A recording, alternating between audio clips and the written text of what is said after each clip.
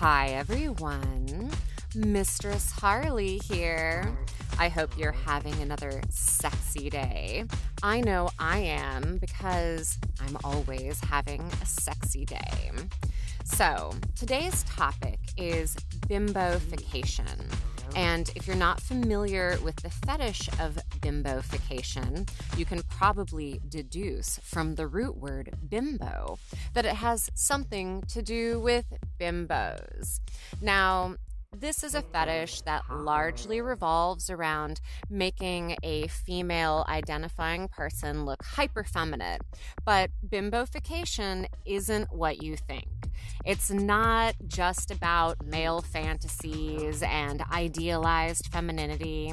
Bimbofication can actually be a powerful force for feminism. So, I'm going to get to that topic later in the episode.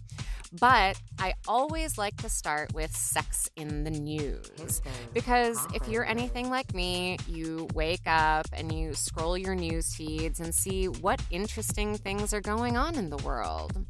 So I'm going to start off today's sex in the news by talking about this news story I keep seeing.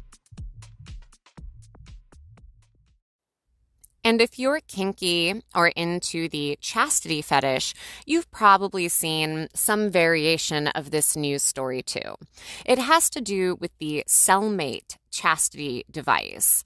Now, the cellmate is designed to be used over the internet or long distance. It's part of the Internet of Things, or IoT, for those of you who are familiar with high-tech jargon.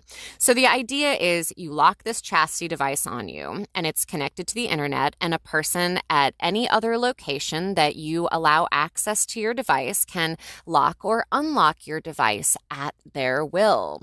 But a few months ago, I saw this news story about hackers demand ransom to unlock chastity cages, saying that tech-savvy hackers had gotten into the cellmate systems and were demanding ransoms.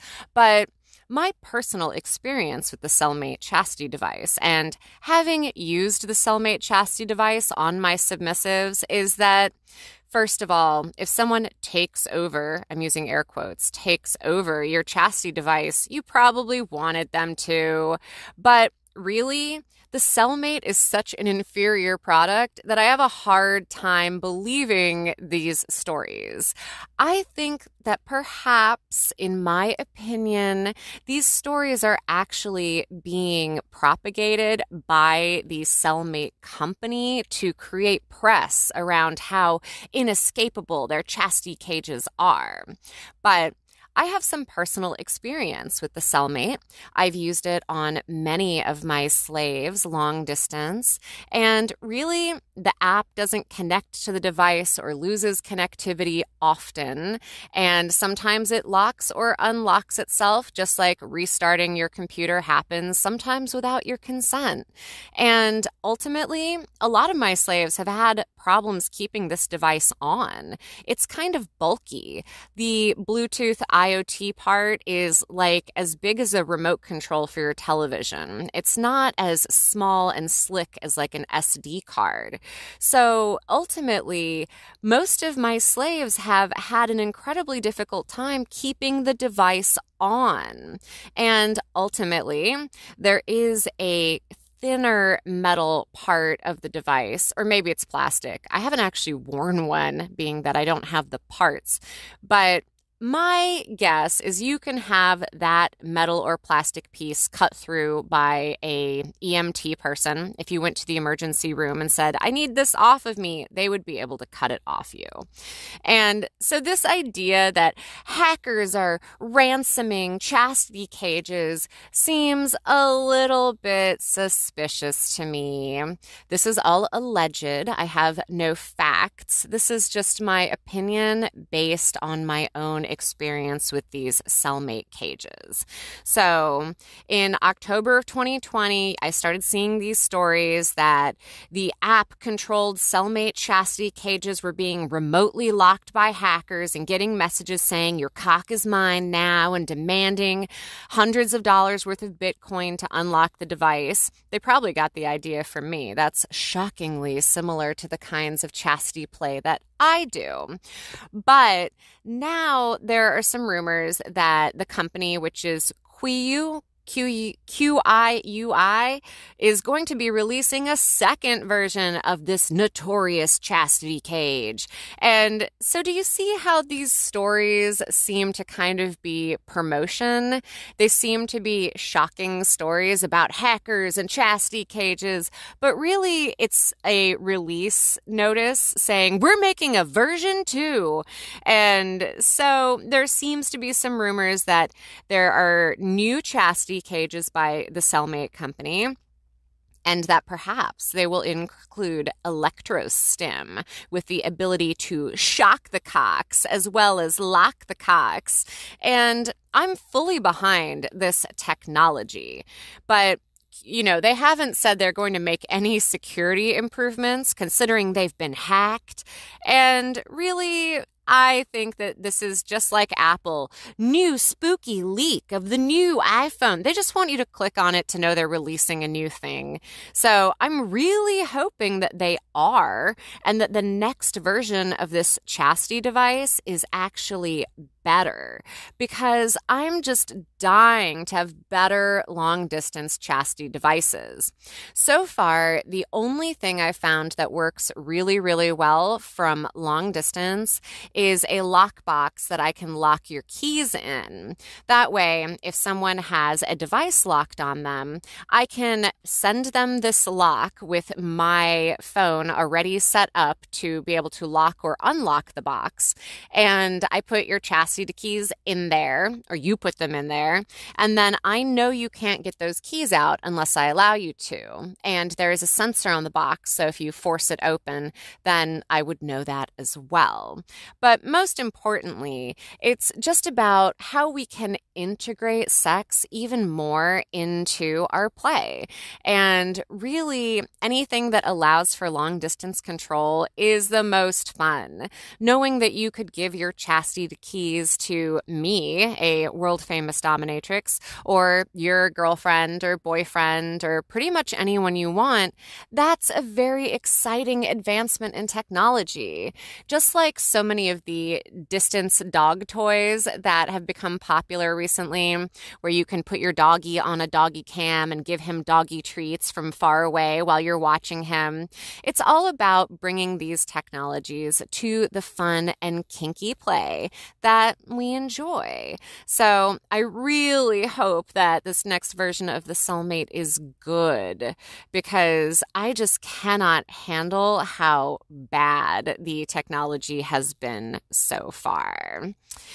Other sex in the news is, I guess, some of the adult awards are coming up, and you already know that I think adult awards are just even more of a masturbation fest, except the adult award industry is pretty much about getting sex workers to show up at their event and work for free, do free promos and pictures with fans, and do awards and get awards, but awards are not money in your pocket. And I refuse to go to any of the award shows or events unless I'm sponsored to be there, which means someone pays not just for my appearance at the event, because my time and presence are valuable, but for travel, accommodations, etc. But just like so much of the mainstream sex industry, this is just another way that big companies profit off of individual creators and their fan base. And I firmly believe that creators should be the one profiting off of their content and their fan base. So yeah, watch all those awards and know that all those girls had to pay to be there. It's costing them all money to be there and accept a little statue and say how their porn is great. But does that make them richer? I mean, I really hope so. But from the girls I've talked to, not really. But my favorite Sex in the News story this week is about how people who want to have synthetic relationships, which is generally a relationship with a sex-capable humanoid robot, are becoming more and more mainstream. And I think that's kind of cool.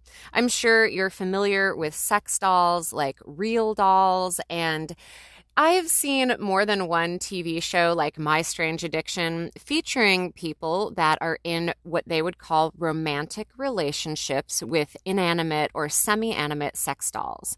When I say semi-animate, I mean some of them have the capability to say your name. They are not sentient beings. And I think that's part of the appeal. I mean, if the plague taught us anything, it's that sometimes you are trapped in your house with only all the shit you own and whatever you can order off the internet. But AI is getting better and better in terms of input and response.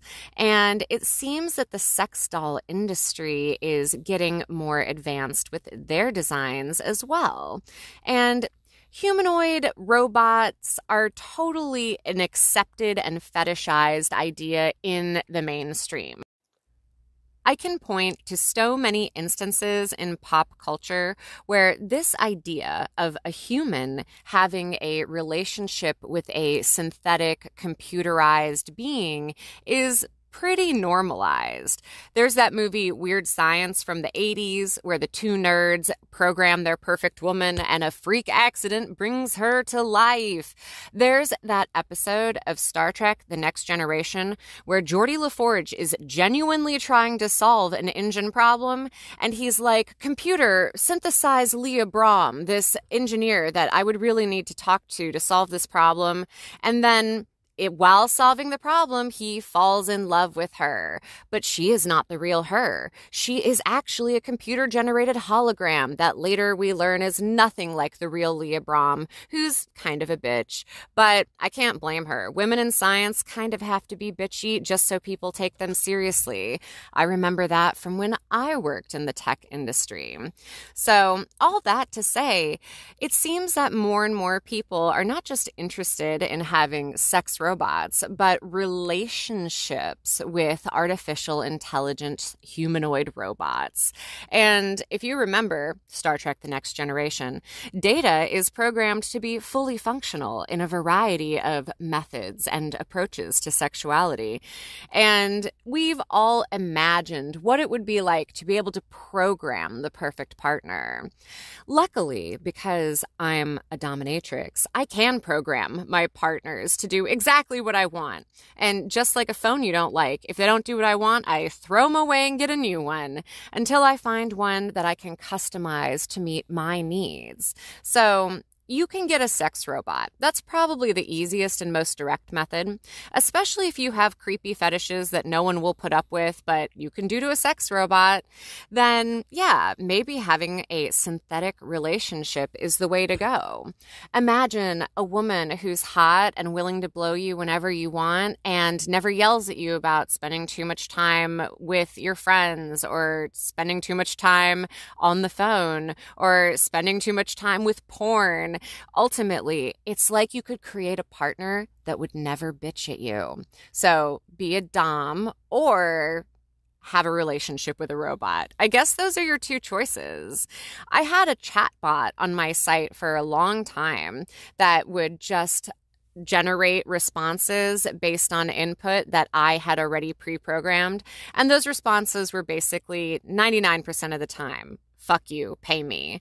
So ultimately, we already know that people enjoy synthetic things, whether it's relationships or toys, meaning sex toys, which are synthetic penises and vaginas, for those of you who are unfamiliar with most of the sex toy industry. And so Really, it just shows us that people are becoming comfortable with robots. I think there's even a movie about a guy who falls in love with the Siri on his phone. So, this is an idea that's not just being explored in fiction, but as so often, art reflects life and life reflects art. And just like the chicken egg problem, there's no way to know, did we imagine this idea and that's why we've developed the technology? Or are we developing the technology and that's giving more and more people the idea? You guys should already know by now that I am pro exploring your sexuality, whether that's sex with robots, sex with yourself, or all kinds of weird toys and fetishes. Also, some dicks on the internet were like, why do you use the word weird? Because stuff is weird. It's fine. I'm weird. I am not normal, meaning I am an adult woman that only tolerates men that do exactly what I tell them to do and have made that my career. Is that normal based on the bell curve of jobs in society or lifestyles? No. I don't think there's a problem with being a deviant, with being weird. I think that embracing our individuality is what allows us to most fully enjoy life. I guess I'm a hedonist. Life is to be lived. Cookies are to be eaten. Money is to be spent. Drugs are for doing. So, yeah, explore everything as long as it's between consensual adults or inanimate objects. You don't need consent from inanimate objects, guys. Not yet. Although I do think there is a program that the sex doll people are working on in order for the doll to say no. So you would have to get its consent. And certainly, in a Star Trek The Next Generation Measure of a Man sentient android situation, as soon as something is alive or sentient, you do need its consent. And that was established very clearly in that episode. Yeah, I'm a really big Trekkie. If you haven't looked at my YouTube channel, I have a shit ton of Star Trek reviews. And never forget, I was in the Deep Space Nine documentary, What We Left Behind. And now I will discuss the exciting fetish of bimbofication and why it's not what you think. But first, because I only do things for money, here's a word from our sponsors. Now, on to our topic. Today's topic is bimbofication, which is ultimately taking any person and making them ultra feminine, exaggerating all of the features that define femininity. And of course, that varies by society, but we all know what the secondary sex characteristics are of women.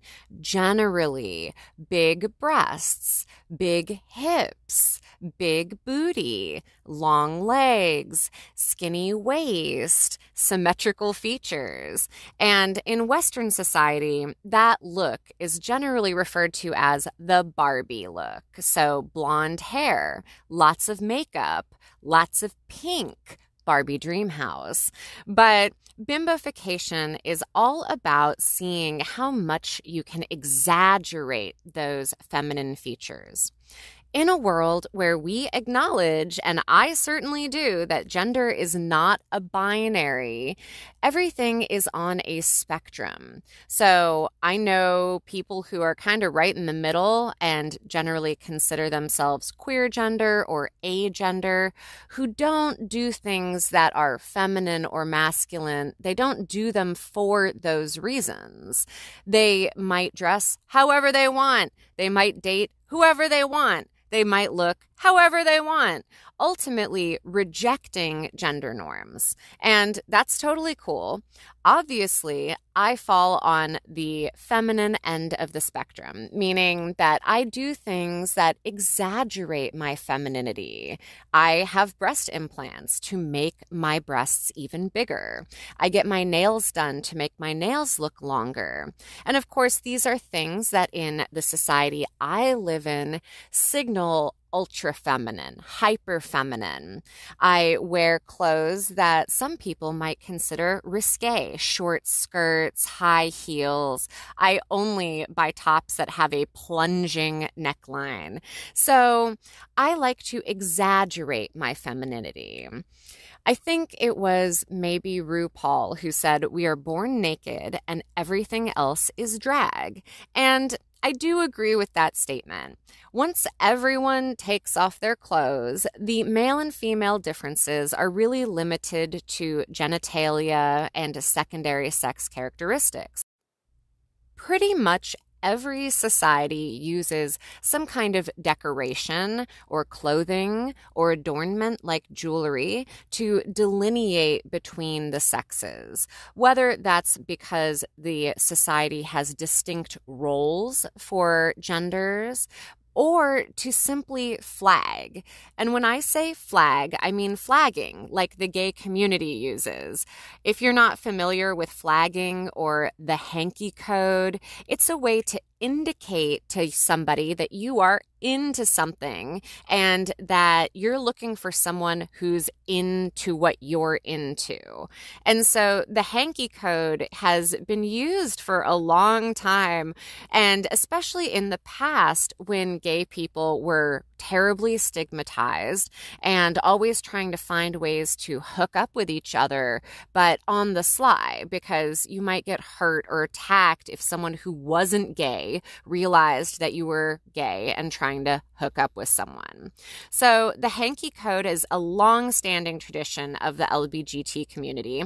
And when I say flagging, I think of the hanky code. And just a quick aside on the hanky code. The pocket that you wear the hanky in indicates your role as the top or the bottom, and the color indicates specifically what you're into. So, for example, I think the hanky code is not consistent on the internet. That's really what it is. You go and look up the hanky code and there are like 10 different ones and none of them agree. But what we all agree with is that the code means something. And I've always known that S&M was black, the black hanky. And of course, when you wear it in your right pocket, it means you're the bottom. And when you wear it in your left pocket, it means you're the top. I never stopped thinking about flagging because really gender expression is flagging. You're flagging for single. You're flagging for interested. You're flagging for I'm looking. And women do this in totally straight society. A woman with full makeup and her hair done and a matching outfit is flagging for successful, flagging for I care about how I look, flagging for feminine. And ultimately, bimbofication is about flagging as feminine and as slutty and open to sexual advances as you possibly can. That's the idea. Yes, I too am into bimbofication. I actually am a very slim build person. I'm tall, but I ran so many marathons for so long that I was tall and skinny and kind of had small boobs, small ass, fit, but small. And I wanted to flag for come talk to me and give me what I want. So I started noticing that the more feminine that I was, the more men would basically do anything for me. And when I say anything, I mean buy me dinner, buy me a house. And I didn't have to have sex with them. I didn't have to do anything I didn't want to do. But just by looking a certain way, I was treated a certain way. And I decided to exploit that loophole. So for me and my journey of bimbofication is I've had a couple of boob jobs to make my my breasts overfilled extra large implants. I have Botox and filler to exaggerate my lips and make everything look smooth and perfect like we all like, and to prevent wrinkles. Ladies, if you get Botox when you're young, you won't get as many wrinkles when you're old because you're not using those muscles on your face.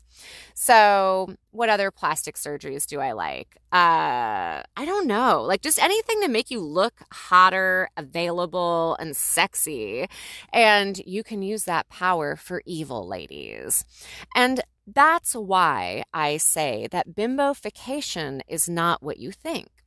Traditional old school 60s feminists look at a bimbofied person. So let's say someone who looks like a Barbie doll with lots of makeup and lots of hair and really sexy outfits. They look at her as someone that has molded themselves for men, for the purpose of men.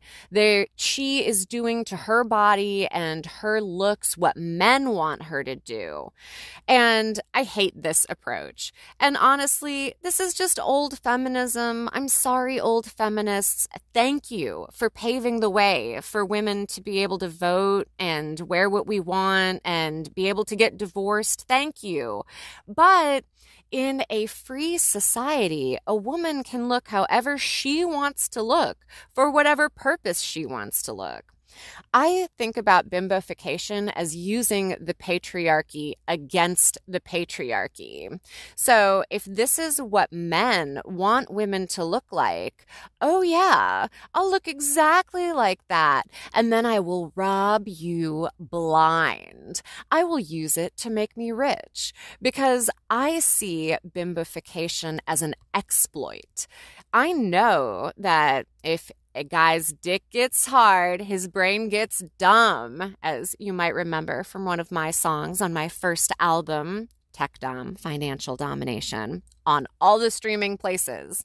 But I just want to be able to exploit men, and it made it easier and easier, and I got to look more and more like a comic book supervillain. It's almost Halloween, which means, of course, I have to repost my Poison Ivy cosplay. It is one of my favorites.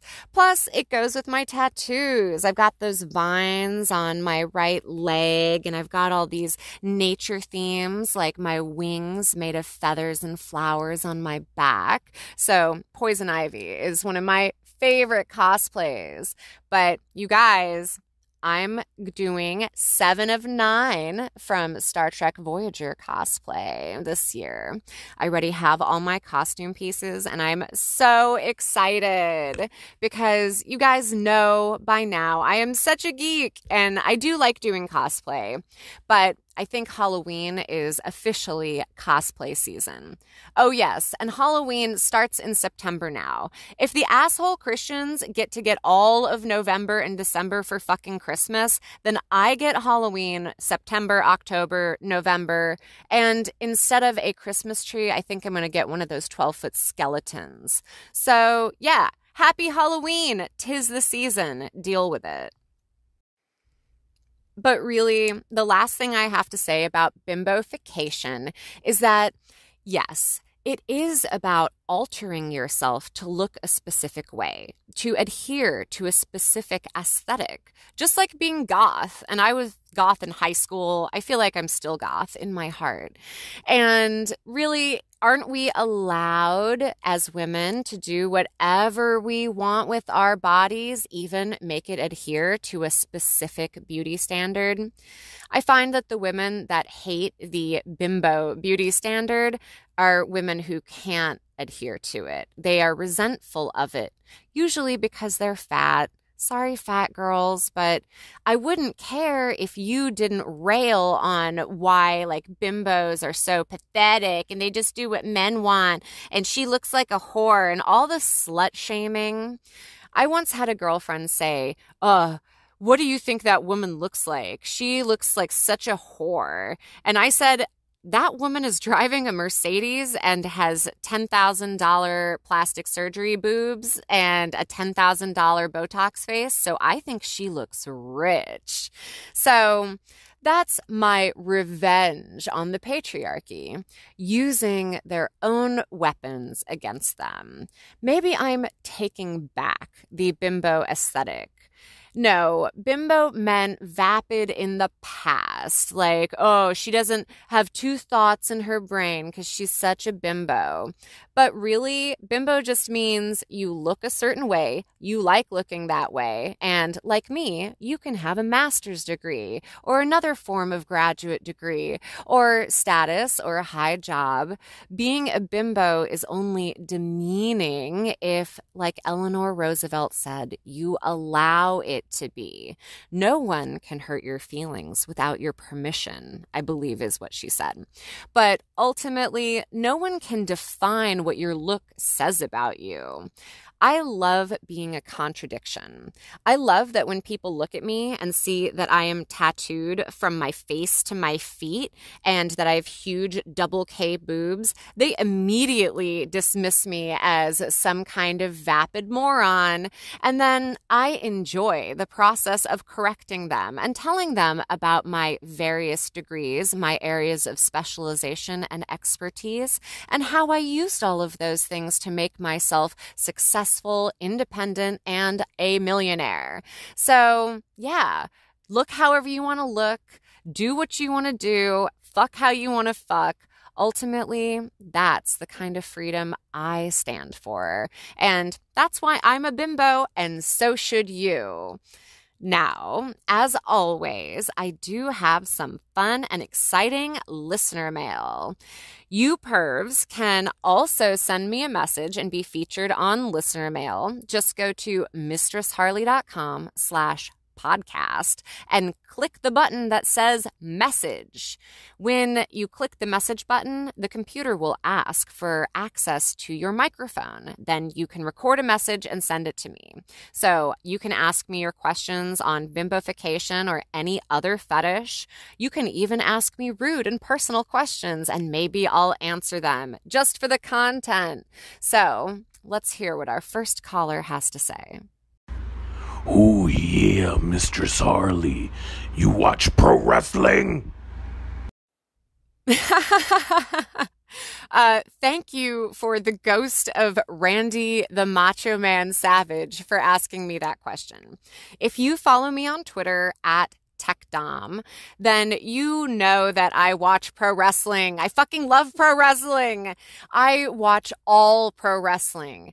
I've been recently rewatching the old stuff. And when I say rewatching, I mean just on streaming, because I didn't really get to watch old wrestling when I was a kid, because when I was a kid, old wrestling was in the past. I started watching wrestling in the 90s.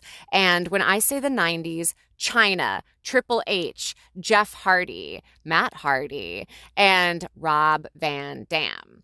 I had my favorites, and I didn't keep up with wrestling 100% of the time, but I always had a wrestler that I would tune in for. Recently, CM Punk came back to television after 10 years, almost 10 years of no CM Punk. And he's on AEW, and I like the burgeoning AEW. I like Cody Rhodes. I mean, the American Dream. I love the Rhodes family, and I just like seeing young upstart wrestling go up against the WWE, which is kind of the wrestling monopoly. They do have some excellent talent that they never use. When the fuck will Ricochet be in the main event? Okay, I'm sorry, everyone who's not a wrestling fan. I'm sorry. But the Macho Man did ask, and I did have to answer. So you can always ask me more wrestling questions. You can call me on many services, including Sext Panther, and talk to me about wrestling. I will talk about wrestling with anyone. So call me and tell me who your favorite wrestlers are, your favorite matches, your greatest moments. I only recently realized that China is only 5'10" and I'm 6 feet tall, and I could have been China. I should have been China. Oh my God. I guess I'm China now in my own way, meaning that I work out way too much and I completely dominate and destroy men, and I have a lot of fun doing it. So I guess the next question better be kinky, right? Next caller. Mistress Harley, how big are your boobs?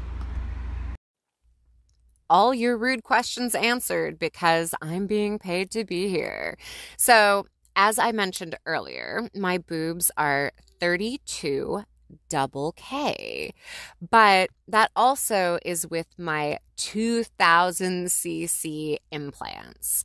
And yeah, us girls into bimbofication are into CCs. So the more CCs, the bigger your implants. And of course, there are bigger implants out there, but maybe I'll go bigger. Who knows? The 32 means I have 32 inches around my rib cage. So, relatively small rib cage and big bust. If you want to buy me bras in 32 double K, please do, because they're expensive and I usually have to have mine custom made. So, if you want to pay for my bras and literally support my boobs, my shipping address is on my website, mistressharley.com/pay me, has my shipping address, and you can always send me bras and corsets that will fit my giant boobs. So your rude question is answered by saying pay for them. But that's about all the listener mail I have in me today.